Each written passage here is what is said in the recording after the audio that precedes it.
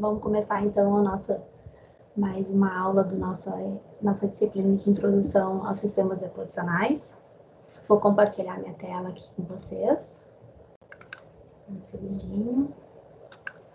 Aí, então, hoje, essa daqui vai ser a aula de sistemas eólicos, a parte 1. Depois, na sequência, vai ter a parte 2. Então, como eu falei, ela faz parte, então, da disciplina de introdução aos sistemas equacionais.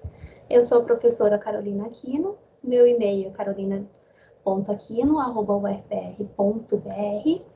Então, qualquer dúvidas, comentários, alguma coisa, ou a gente discute, então, na nossa aula, nosso próximo encontro, ou se quiserem mandar e-mail, WhatsApp, qualquer coisa, é só dar um grito. Bom, a nossa aula, então, ela está dividida em praticamente 4 módulos. O que caracteriza o sistema eólico, onde ocorrem os sistemas eólicos, qual o padrão global dos ventos atualmente, a erosão, o transporte e a deposição eólica.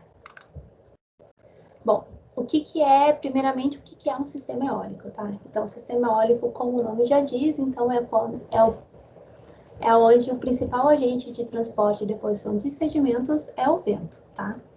Diferente do que a gente sempre vê na cabeça, ele pode acontecer em diferentes contextos, basta ter vento. Então, assim, o deserto do Saara, esses contextos de deserto são os mais significativos, o que vem mais na nossa cabeça do sistema eólico.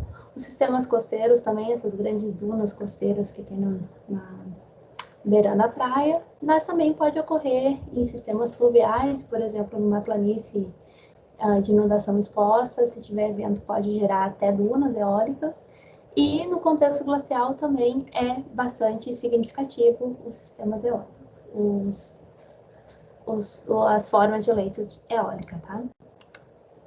Mas os desertos áridos são os mais significativos em feições eólicas. Então, essa aqui é uma foto do deserto Saara. Ele é um dos mais representativos de feições de dunas, de ripos, entre outras coisas, tá? Mas as zonas costeiras também é bastante significativa. Então, ela é classificada como a segunda mais significativa em feições eólicas. Então, aqui a gente tem um exemplo do lençol maranhense, aqui no Brasil, que a gente tem esses campos de dunas separadas, então, por esses interdunas úmidos, tá? Bom, e quais são as condicionantes, então, para ter um sistema eólico? Primeiro, tá, a gente tem que ter uma ausência de vegetação, porque se a gente tiver vegetação, o vento não vai conseguir levar essas partículas tão livremente, então elas vão ser trapeadas pela vegetação.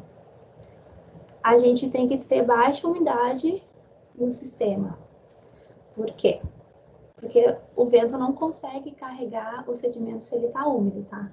Ele tem uma capacidade específica, então se o sedimento está úmido, ele tem muito mais coesão das partículas e não consegue levar. Então a gente tem que ter uma baixa umidade e tem que ter areia, então o sedimento tem que estar seco. E tem que ter uma alta disponibilidade de areia para poder gerar essas dunas, essas feições maiores eólicas, tá? Essa foto aqui eu vou mostrar para vocês mais detalhes depois, mas aqui tem um monte de feições, essas quedas de grão, fluxos de grão, as dunas eólicas, então que a gente vai acabar discutindo nessa aula, tá? Os desertos arenosos, atualmente, eles se encontram nessa faixa dos 30 graus, então são conhecidos como os desertos dos 30 graus, tá? Isso é devido ao padrão de circulação dos ventos na atmosfera. Essa zona aqui, então, ela compõe a célula de Hadley, que tá bem na zona de convergência intertropical, então essas zonas aqui faz com que os ventos contralísios, então mais frios e secos, deixam essas áreas mais áridas, formando esses grandes desertos.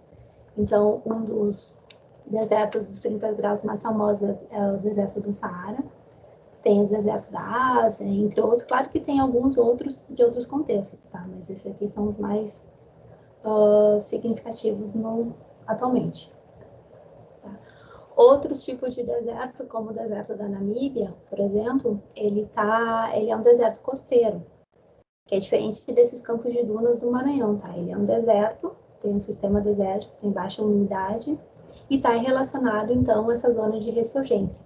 Então, essa zona traz essas águas mais frias para cá, que resfria a atmosfera e inibe toda a precipitação nessa região, por isso que formam esses grandes desertos.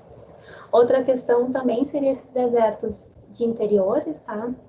Um exemplo é o Outback australianos, então esses desertos mais interiores aqui, eles não recebem a umidade vindo do oceano, então, por consequência, o clima fica mais árido e gera essa desertificação. E no passado geológico, então, no passado geológico, é mais ou menos a mesma situação, tá? Por exemplo, uma situação bem peculiar é que na história do nosso planeta, até o Siluriano, mais ou menos, a gente não tinha uma grande expressão de vegetação terrestre, então possibilitava então o vento andar livre, leve e solto e gerar essas grandes formas esses grandes desertos, essas grandes formas de leito eólico. Aqui é um exemplo então da Pedra Pintada, o Grupo Varitas, no Rio Grande do Sul, que data mais ou menos do Mesocambriano. Grandes massas continentais aglutinadas, que também, elas, no interior dessas grandes massas, então ela inibe a umidade dos oceanos chegar até lá, mas também muda todo o padrão de circulação dos oceanos, tá? E isso também acarreta em grandes desertificações. Então, por exemplo, aqui na Bacia do Paraná, no Juro Cretáceo, a gente tem a formação do Botucatu, formação Piramboia no Triássico. Nos Estados Unidos, então, uma paisagem que é bem clássica de lá é o Navarro Sandstones, que é do Zion National Park também. O transporte eólico, então, como é que ele ocorre?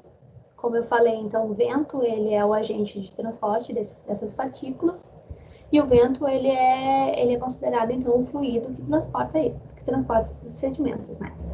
Então, ele, diferente da água, ele tem uma baixa densidade, uma baixa viscosidade. E, por consequência, ele é bastante seletivo. Então, a gente vai ter tamanhos de grãos muito semelhantes. E a gente até pode ter dunas ou coisas de cascalhos, mas o vento tem que ser muito forte. Então, ele está relacionado com a velocidade do vento, o tamanho que ele pode transportar. Ele vai formar grandes formas de leito, porque diferente da água, ele não tem um limite vertical, ele é um limite ao ar, né, ao céu. Então, ele pode formar essas grandes formas de leito. E, geralmente, os depósitos são monominerálicos, são mais ou menos de quartzo, que são os grãos mais resistentes.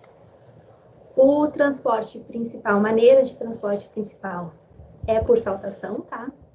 Dos grãos. Então, os grãozinhos começam a põe em suspensão e ele tem uma trajetória balística e ele cai, ele bate no outro grão e assim sucessivamente. Vai formando vários choquezinhos de grãos e vai fazendo eles saltarem. Por colisão, né? E por consequência, os grãos vão acabando ficando fosco, tá? Eles acabam por ficar fosco. Então, quando a gente olha uma amostra de sedimento numa lupa e vê que os grãozinhos são super fosquinhos, assim, a gente já tem uma indicação de que é do transporte eólico. Tem duas feições principais, então, do sistema eólico. Umas feições erosivas, que tem os ventifactos e a superfície de deflação, e as feições deposicionais e formas de leito, então, relacionadas ao transporte eólico. Então, nós temos de ordem de grandeza as ripples, e uma das características é a laminação transladente, que eu vou falar para vocês. As dunas, então, que são grandes estratos cruzados, associado, então, a queda de grão, a fluxo de grão e essa laminação transladante.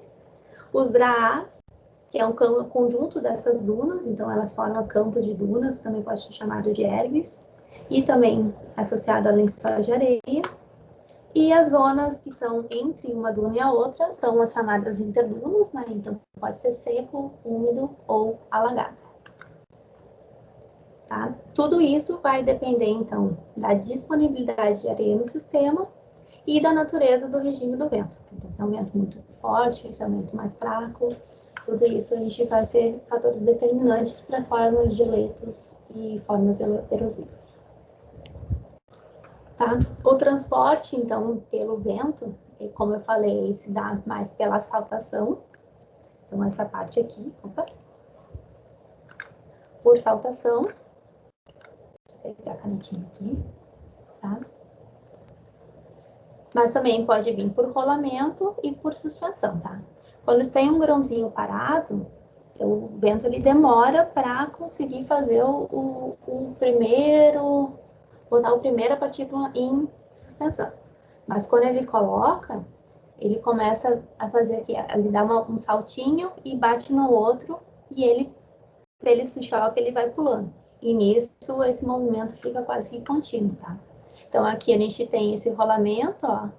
Ele começa a rolar, vem uns grãozinhos menorzinhos que estão em saltação, batem nele, ele rola.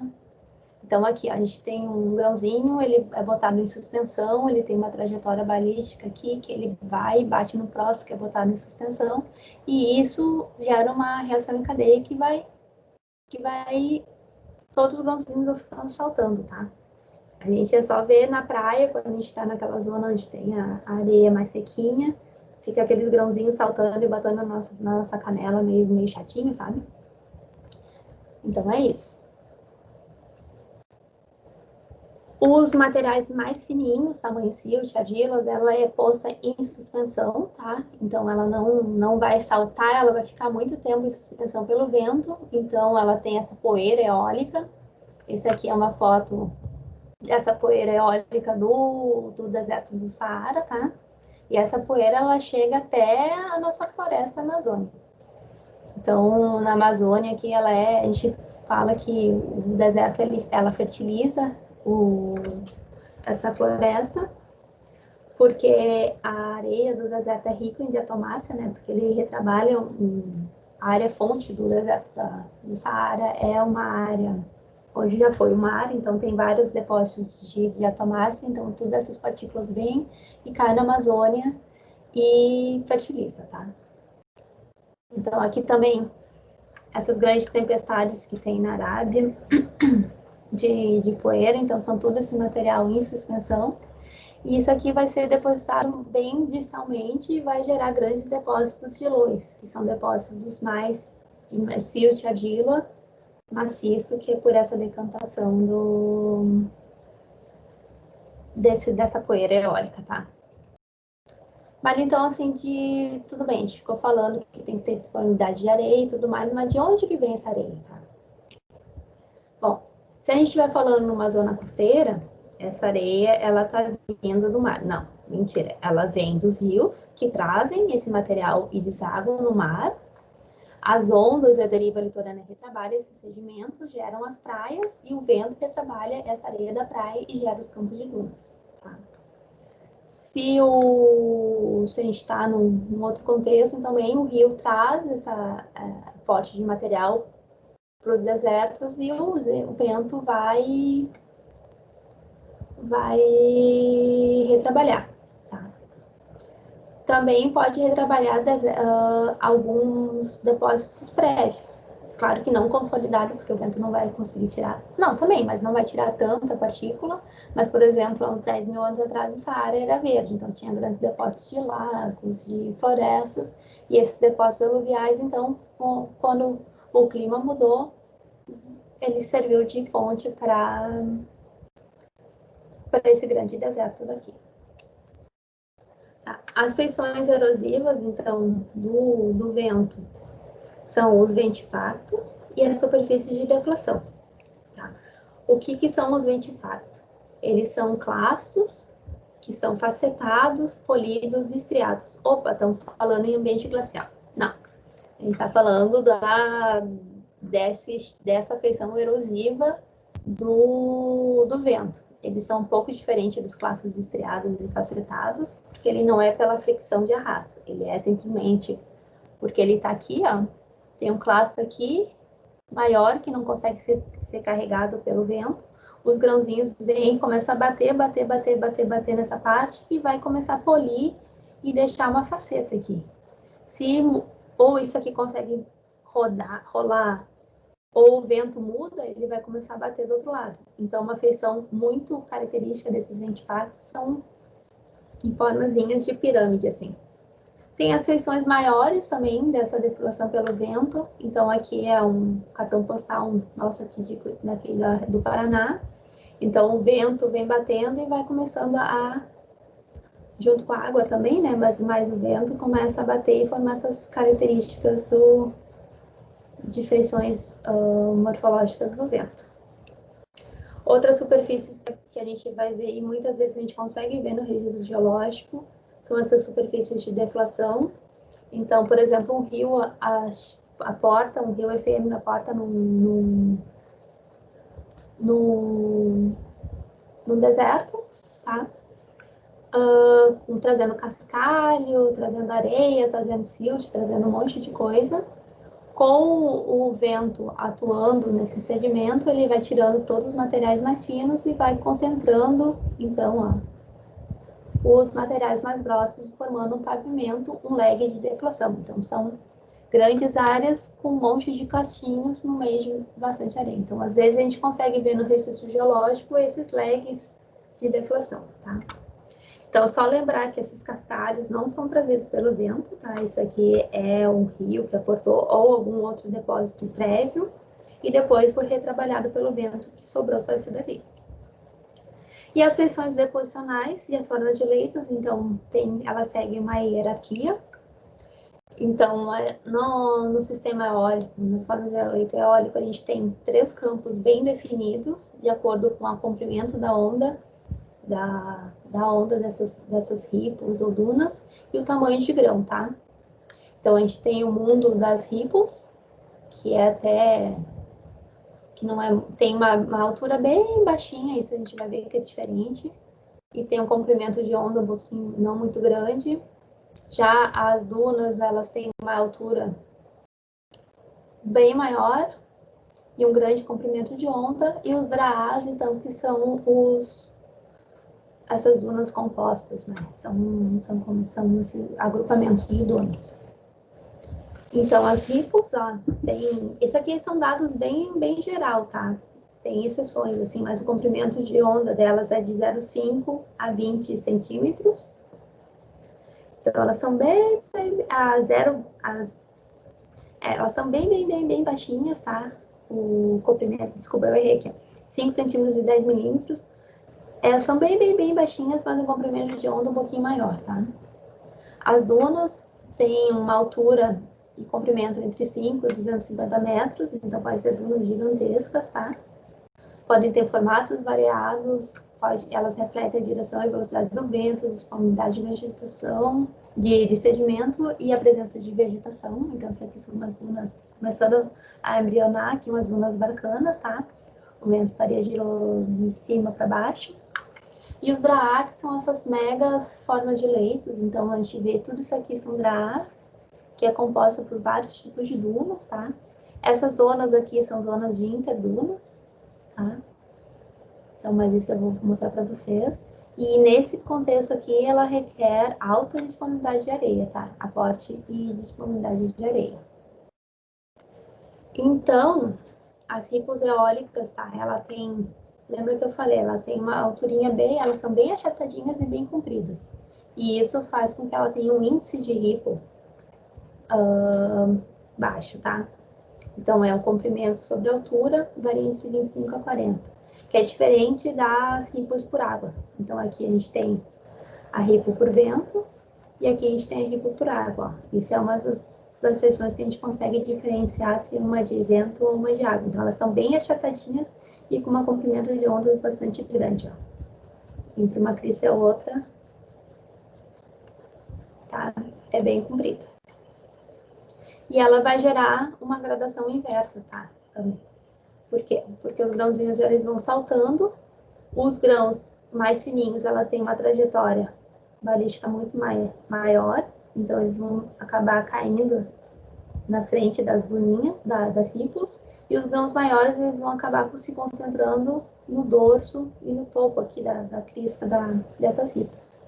E pelo esse choque de grãos também vão fazer que esses grãos se concentrem mais ali. Então, os grãozinhos mais finos vão ficar geralmente nessa parte e os mais grossos vão acabar ficando aqui. Então, ela vai gerar uma gradação inversa. Uma das características é que nas ripos eólicas é muito difícil a gente conseguir ver os setezinhos das cruzadinhas, das laminações cruzadas, que nem a gente vê na água aqui, ó. Nas ripos eólicas a gente não consegue ver internamente. A gente vai ver um conjunto de estratos que são levemente inclinados para a direção oposta do vento. Por quê? Isso aqui significa que as dunas estão cavalgando entre si. Então, elas vão gerar o que a gente chama de laminação cavalgante. Então, seriam esses estratos aqui. Então, são os estratos levemente inclinados com gradação inversa. E para complicar um pouco mais a cabeça da gente, em vez de a gente medir a palha corrente relacionado à inclinação maior dos forcetes, a gente vai medir no advento ao contrário. Então, se ela está para cá, ela está migrando para esse lado de cá. Então, o vento vai ser para cá. Claro que a morfologia da duna também é uma morfologia assimétrica, então ela vai estar assim. Se a gente conseguir ver, a gente vai saber que o vento está indo de cá para cá, tá?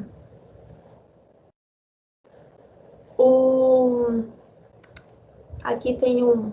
Deixa eu ver. Onde é que tá o... Oh, desculpa, pessoal. Pera aí. Achei aqui. Pronto. Aqui tem um videozinho, tá? Mostrando essa... Eu vou passar um pouco, depois eu passo o link. Ó. Então, a gente vê que tem alguns grãos que vão sendo por rolamento e outros que vão estar indo por saltação. Os grãos menorzinhos, eles vêm e caem para cá, os grãos maiores se concentram aqui. Ok? Então, vamos parar. Então, as laminações transnadantes, então, são essas superfícies que marcam, então, esse cavalgamento dessas dunas, dessas ripos, desculpa, ao longo do tempo, tá? É uma laminação cruzada bem de baixo ângulo e apresenta essa gradação inversa, tá? Então, os grãozinhos menores se concentram mais na base, os maiores mais no topo, então vão formar essa gradação inversa. Eu fiz uma pequena animação aqui meio tosca, mas é só para vocês entenderem, tá? Então, aqui, por exemplo, a gente tem uma duna, uma ripo, com altura menor que o comprimento, depois uma vai e migra sobre a outra, que vai e migra sobre a outra, que vai e migra sobre a outra, tá? Então, se a gente pegar essa parte aqui que vai ficar preservada no registro geológico, vai dar as nossas laminações transladantes, que são laminações de cruzadas de baixo ângulo, tá? São inclinadas, bem de baixo ângulo, com gradação inversa. Então, aqui a gente tem os grãozinhos mais finos, mais grossos, mais finos, mais grossos. E aqui também, ó. Então, isso é quase plano paralelo, tá? Mas ela vai estar um pouquinho inclinadinha. Então, a gente consegue ver aqui, ó, está um pouquinho inclinadinho para cá, então o nosso vento está da esquerda para a direita. Qualquer dúvida, depois a gente conversa na aula, tá, pessoal? As dunas, então, elas são formas de leito maiores, tá? Ela não tem limite de altura, o céu é limite, então pode ter dezenas de metros até centenas de metros. Ela forma grandes estratos cruzados, que são associados a 3 processos: a de queda de grão, a de fluxo de grão e essas laminações transnadantes, principalmente na base das dunas relacionadas às ripos eólicas. Então, as areias, elas vêm por saltação, tá? Elas vão vindo bonitinhas, saltando, saltando, saltando. De repente, nessa fase de escorregamento aqui, os grãozinhos que estão mais em suspensão, que são os mais finos, acabam. Essa parte aqui, ela vai gerar uma zona de convergência do vento aqui, uma zona mais de sombra, tá? Então, quando elas chegam aqui, o vento perde um pouco da capacidade e esses grãozinhos, eles acabam caindo. Então, essas são as quedas de grãos, que vão se concentrar aqui nesse pé da duna. E os grãozinhos mais grossos acabam se concentrando na crista, até que uma hora na resistência do cisalhamento, ela é vencida e acaba gerando um fluxo de grão. Então, toda essa parte aqui, essas línguas de fluxo de grão aqui, são os de grãozinhos mais grossos. E se a gente lembrar das aulas de sedimentologia, quando isso aí é caracterizado por um fluxo não coesivo, né? Então, os grãozinhos vão estar se chocando ali, e por esse choque vai gerar pressão dispersiva, e os grãozinhos mais grossos vão acender. Então, vai gerar também pequenas lâminas de gradação inversa. Nessa zona aqui, então, ela gera uma turbulência do vento, que diminui, então, a velocidade e vai gerar um vento preferencial transversal aqui, essa face da duna, e vai gerar várias ripozinhas eólicas. Então, aqui é o dorso da duna, tá? O vento está vindo para cá. Aqui é a face de escorregamento da duna, tem essas sucessões de grão, de queda de grão e fluxo de grão. E aqui na base a gente vê que tem essas seções de ripos, tá? Então, esses grandes estratos cruzados vão ser essa associação de processos. Ó, aqui a gente está vendo os processos de queda de grão sendo formados. Então, o vento está trazendo suspensão e chega na face de escorregamento, ele cai. O ângulo de repouso, então, da areia é mais ou menos 34, então, quando vence esse ângulo de repouso, ele escorrega aqui, tá? Nessa fase de escorregamento. Tá? Então, aqui é mais um exemplo. Então, por exemplo, aqui a gente tem esses campos de dunas, a face de escorregamento, as ripos no dorso, ó, que vai gerar essa laminação transbordantes. As faces de escorregamento, que vai gerar o gram fall e o gram fall, que é a queda de grão e fluxo de grão. E na pé da duna, então, a gente tem essas ripos transversais aqui, tá? Aqui também dá para ver, ó. A gente tem esses faces de escorregamento, são lentes, ó, várias lentezinhas, a cipozinha aqui e um concentrado de grãozinhos menores aqui na frente. Então, se a gente fizer um desenho esquemático, a gente vai ter todo o dorso da duna com marcas de ripos, tá? E o pé da duna também. A gente vai ter uma zona com bastante fluxo de grão e outra zona de queda de grão. Se fizer um corte, então, a gente vai ver os grandes estratos, transversalmente, a gente vê os grandes estratos cruzados associados com esses fluxos de grão, ó, que vão se formar como lentezinhas, e queda de grão, tá? Então, aqui é um outro videozinho que eu vou mostrar para vocês. Deixa eu passar mais para um pouquinho mais adiante aqui. Vamos ver aqui. Ó, aqui começou. Então, desestabilizou lá no topo da duna e começa a vir essa face de escorregamento aqui na frente, ó, os fluxos de grão. Ó, os grãozinhos mais grossos vão se concentrando no meio pela dispersão dispersiva, então eles vão estar todos com choque, e vai ficar uma gradação inversa e vai formar várias línguas disso. Então, isso vai formar, é um dos processos que formam o estrato cruzado da duna, tá? Então, aqui, ó, o vento está tendo saltação, se concentra esses grãozinhos aqui, até que desestabiliza e escorrega. E vai formar isso dali. Depois vai vir os grãozinhos de queda de grão, vai gerar os depósitos mais fininhos. Depois vai ter outra lente desse fluxo de grão, tá?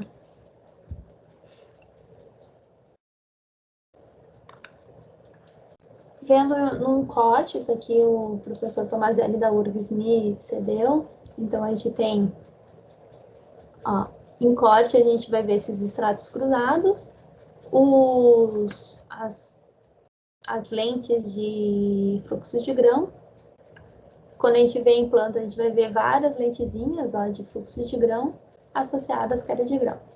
Então, se a gente pegar num corte lateral, a gente vai ter, pode ter os depósitos de laminação extravagante e, de repente, tem uma cunhazinha de fluxo de grão com gradação inversa. Tá? O sistema eólico não é exclusivo do nosso planeta. Então, esse aqui é um paper que eu vou passar para vocês ali, vai estar na pasta, tá? Na UFR virtual. Então, isso aqui são fotos do robô Curiosity, que já está vagando por Marte há mais de 7 anos lá. Olha só a qualidade dessas fotos. E tem grandes campos de dunas eólicas ativas. Então, esse aqui é a face de escorregamento. Aqui também tem um campo de dunas barcanas bem bonito, tá?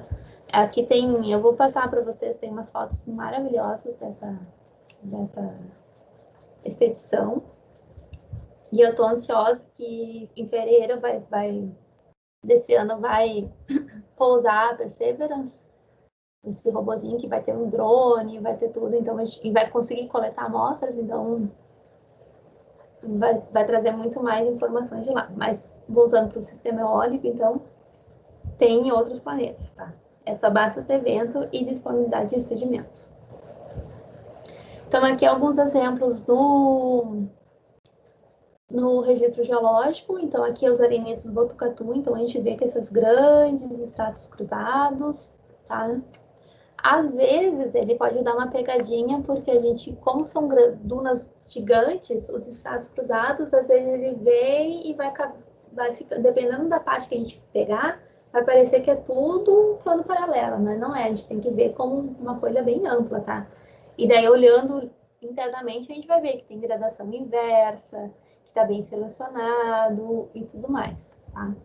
Essa foto eu já tinha mostrado, a do Navarro Sandstones, então a gente vê esses grandes estratos cruzados e a formação pedra pintada também, tá? Essas cores é por causa do óxido de ferro, às vezes a água percola e fica na porção mais porosa. Mas é importante ver essas grandes feições, tá?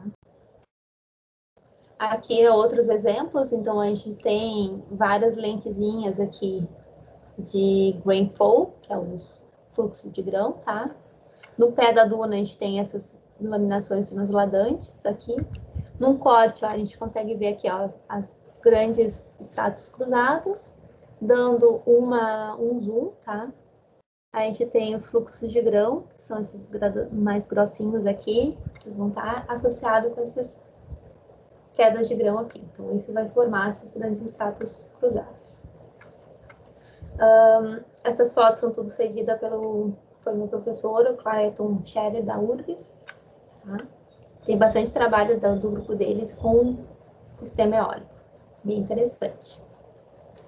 Tá, as dunas, então, elas podem ser classificadas de acordo com a sua morfologia, que está relacionado, então, com a direção do vento predominante. Tem três tipos principais, tá? Eu não vou entrar, se a gente for classificar dunas, tem inúmeros tipos de dunas, isso eu não vou entrar nesse detalhe. Mas, assim, tem dunas relacionado a um vento unidirecional, que são essas dunas crescentes, ou as cadeias de barcanas e tudo mais. As dunas lineares, então, que ela está relacionada a dois tipos de ventos, mas ela tem um vetor principal unidirecional, mas ela tem uma convergência de ventos aqui. Então, ela vai, se a gente ver, ela vai ser bem alinhada, tá? Por isso é linear. E se a gente ver num corte transversal, assim, ela vai ser dois flancos iguais, simétricos, tá? Então, ela migra um pouquinho para cá, migra um pouquinho para lá, migra um pouquinho para lá, migra um pouquinho para cá. Então, ela vai andando tipo uma cobrinha. E tem a duna estrela, que ela é relacionada, então ela tem várias fases de escorregamento, então ela tem um vento desse lado, um vento desse lado, um vento desse lado, então ela vai girando de acordo com o vento principal, tá? Então aqui o campo de dunas crescentes, as barcanas, então a gente tem o vento vindo nesse sentido aqui da direita para a esquerda, tá? Então, é um vento principal, pode ser no ambiente árido ou no ambiente úmido, pode estar com interdunas úmidas ou secas, isso eu vou mostrar, mas o vento, por exemplo, aqui, o vento principal é da direita para a esquerda, tá? E essa foto é de Marte também, então aqui começa a embrionar essas dunas tipo barcanas, ó, então o vento está de diagonal de baixo para cima. As dunas lineares, então, nesse caso aqui é um campo de dunas lineares, né? Então, ela forma essas cristas retas aqui, relacionado, então, ao vento, a dois tipos de vento, tá? Se a gente vê um corte frontal, a gente vai ver esse tipo de dois flancos simétricos, porque um vento vem para cá e o outro vento vem daqui, e ela vai andando assim. E o campo de dunas de estrelas, ó, então a gente tem o vento vindo para cá, gerando essa face, um outro vindo para lá, gerando essa face, um outro vindo para cá, gerando essa face. Nesse caso é uma duna gigantesca que a gente tem um carro para. Eu acho que é um carro aqui de escala, tá? E no registro geológico, então, como é que a gente vai reconhecer que tipo de duna que a gente está falando, tá? Se a gente tiver sorte, a gente vai conseguir ver a geometria, a direção dos mergulhos dos estratos cruzados. A gente tenta ver a morfologia da duna externa, se ela é crista reta, se não é. Nos trabalhos que a gente começa a pesquisar, mais de 95% é interpretado como dunas crescentes, tá? Mas, atualmente, esses três tipos de dunas são extremamente comuns, tá? Então, o que isso pode significar, tá? Uma coisa que pode ser é que, por exemplo, essas dunas, as dunas barcanas, elas são as únicas, barcanas não, as dunas crescentes, elas são únicas que cavalgam entre si. Então, a gente consegue ver, quando ela vai migrar, ela vem para cá e sobrepõe por cima das outras, tá? Então, isso é um pré-requisito para a gente acumular, porque a gente está sobrepondo as formas de leito. Tá? E se elas não cavalgar, elas não vão gerar esses depósitos. Outra questão é que as dunas lineares e estrelas, elas podem ser mal interpretadas no registro geológico. Então, aqui é um exemplo de um trabalho que o autor ele fez análise de GPR numa crista, numa duna linear, tá? Então, ele fez vários perfizinhos aqui. E o resultado dele foi que um flanco da duna sempre predomina mais que o outro. Então, ela acaba sempre tendendo a ir para algum lado. E vai gerar, então, estratos unidirecionais, que nesse caso, a morfologia dela é uma morfologia simétrica, ó, os dois flancos são relativamente iguais, só que internamente ela está tendo os estratos unidirecionais. E se a gente se deparar, se a gente não conseguir ver essa morfologia no registro geológico, a gente vai acabar olhando, opa, um estrato unidirecional é uma duna crescente. Então tem que ter cuidado se alguém for trabalhar com sistemas eólicos. As regiões de interdunas, então, são essas depressões que ficam entre as dunas, né? Por isso esse nome. Ela pode ser uma interduna seca, desses desertos mais áridos, uma interduna úmida, que não tem um lençol freático aflorando, mas vai estar ali uma zona de capilaridade mais superficial, ou propriamente dita alagada, e vai gerar os tipos característicos de depósito, tá? Então, a morfologia vai depender do tipo da duna, o espaçamento entre as dunas, então, se a gente está num contexto mais seco, num contexto mais úmido, que vai gerar essa geometria desses corpos. Então, aqui, por exemplo, a gente tem umas interdunas nesse tipo de contexto, interdunas isoladas, tá? E se for essas dunas lineares, a gente vai ter essas interdunas mais contínuas. As interdunas, elas, por exemplo, a gente tem três tipos de situação, que é uma zona subsaturada, que a gente não tem dunas, uma zona metasaturada, isso é em relação à cobertura de areia, tá? Então, a gente vai ter o lençol freático vai controlar a deposição dessas dunas, então a gente vai ter interdunas bem demarcado e dunas isoladas, e quanto mais areia tiver no sistema, mais seco tiver nos sistemas, esses interdunas vão ser mais secos e vai ser bem restrito lateralmente, porque a gente não vai ter um espaço muito grande entre uma duna e a outra, tá? Então, por exemplo, aqui, se a gente tem uma interduna seca, tá? A gente quer dizer, o que a gente tá falando? Que o lençol freático não tá ali, que não tem poça d'água, não tem nenhum substrato empapado. Então, essas depressões que a gente vai tá entre um pé da duna e a outra duna, vai ser seco. Ou seja, a gente vai ter sedimentos disponíveis ali para o vento fazer seu trabalho. Então, a gente vai ter mini campinhos de rifos eólicas entre as dunas. Então, às vezes, quando a gente estiver trabalhando com um sistema de interdunas secos, a gente vai ter grandes dunas, grandes estratos cruzados, separados, então, por pacotes menos espessos de laminações translodantes de ripples, né? Mas, às vezes, é difícil ficar preservado, porque como não tem um lençol freático para trapear esse sedimento, o vento pode retrabalhar e pode ficar só os estratos cruzados sobre estratos cruzados. Então, fica um pouco difícil. Mas essa é uma das situações. Tem os interdunas alagados, então, que já como o nome já diz, ele está alagado, ele tem uma poça d'água ali. Então, o lençol freático está na superfície. Tanto em zonas costeiras isso ocorre, tá? Quando chove muito, o lençol freático pode subir e gerar essas piscininhas aqui. Mas também, às vezes, nos desertos mais áridos, a gente tem essas grandes inundações efêmeras que trazem água e ela vai empoçando, então, nas regiões de interdunas, tá?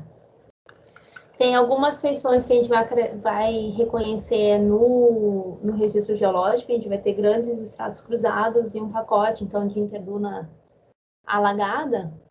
Então, a gente pode ter marcas de raízes, porque se a gente tem água, a gente pode desenvolver vegetação, tá? À medida que vai passando o tempo, a gente vai secando essa região e pode formar depósitos de greta de secação, tá? Quando o rio aporta, aqui a gente pode ter aporte tanto de areia como de argila, como de cascalho, tá? Então, a única maneira de a gente ter depósitos de argila associado aos sistemas eólicos é nessa região, porque senão o vento vai levar para fora. Como a gente vai estar num ambiente, se a gente está num ambiente propício, assim, a gente tem vegetação, tem água paradinha, quentinha, a gente pode proliferar bastante bactéria e gerar bastante tapetes microbianos nessa região. O riozinho aportando para cá, a gente pode gerar feições de fluxos subaquosos, então ripples subaquosas, tá? Até por ondas, se bater um vento aqui também pode gerar ondas. O sedimento que vai chegar ali vai também empapado, então a gente pode gerar fluidização também, tá? Então aqui a gente tem um exemplo dessa foto aqui, ó, que está chegando dessas interdunas alagadas, então propicia a vegetação. Por estar alagado, por ter água no sistema, a deflação do vento vai ser mais difícil, né? Porque o sedimento vai estar seco. Então, ela, por consequência, vai ter um alto potencial de preservação, tá? Então, quando a gente está trabalhando com um sistema eólico, quando tiver interdunas, geralmente vai ser as interdunas úmidas que vai ter um pacote expressivo no registro geológico, tá? O aporte de lama cascalho para o sistema é relacionado, então, esses fluxos que chegam desses rios efêmeros. Vai gerar, então, as gretas de secação. Isso também pode ficar registrado no sistema, tá? Quando o interduna ele não está alagado, ele está seco, não, ele está úmido, ou pode ter as duas situações, como é nesse exemplo que eu mostrei. Essa parte aqui, ó, que tem uma cor mais escura, ela não está alagada, ela está úmida, mas o substrato ali está bem empapado, tem um pouquinho de ar, não há, tá molhado. Então, a gente pode desenvolver umas feições que são bem características aqui, que são as estruturas de adesão. Então, imagina a gente gera esse substrato empapado, ele vai se comportar algo como uma cola, tá? Porque os grãozinhos vão vir saltando pelo vento, vão cair ali e vão ficar trapeados. Porque daí eles vão molhar e não vão conseguir ser carregados pelo vento. Então, ela vai gerar vários tipos de estruturas de adesão. Podem ser dominhos de adesão, até um extrato plano paralelo de adesão, porque os grãozinhos vão chegar e vão ficar presos ali. Mas daí ela vai ficar todo crenuladinho, tá? Ou até uma ripple, marca ondulada de adesão também, que vai gerar umas ondulaçõezinhas. Mas é tudo relacionado a esse trapeamento dos grãozinhos nesse substrato alagado, tá? Então, aqui a gente tem alguns registros, ó. A gente pode ver que tem um monte de... Ó, tudo crenuladinho. Isso aqui a gente pode interpretar no registro geológico como uma estrutura de adesão. Aqui também, ó, tem os domínios de adesão, as ripos de adesão. Então, são todas essas coisinhas meio assim, porque o substrato tava empapado, os grãozinhos vão lá e ficam grudadinhos, tá? Os lençóis de areias, então, são essas grandes planícies arenosas que tem, então, que não tem disponibilidade de areia tão grande para formar dunas, mas ainda tem areia para formar grande parte de ripos. Elas vão estar na margem desses campos de dunas, tá? Nesses ergues. Então, geralmente, o centro do deserto, onde tem maior concentração de areia, e as bordas vão acabar ficando nessa transição, então vão gerar esses campos de dunas, esses depósitos de lençol de areias, tá? Pode ser em zonas costeiras também e em planícies aluviais mais áridas, como o caso que eu tinha falado bem antes, tá? Então, no registro geológico, então, a gente vai ter pacotes espessos com essa laminação transladante que é relacionada a essas ripos eólicas. Então, aqui tem um caso, ó, tudo um quase plano paralelo com gradação inversa relacionado, então, a esses campos de ripos eólicas, tá? São relacionados, então, a esses lençóis de areia. Então, era isso por agora, pessoal. Então, obrigada. Qualquer dúvida, a gente vai trocando figurinhas. E não esqueça de assistir, então, a parte 2, onde a gente vai falar na acumulação eólica, no tipo de sistemas eólicos e o reconhecimento eólico no registro geológico. Então, era isso. Tchau, tchau.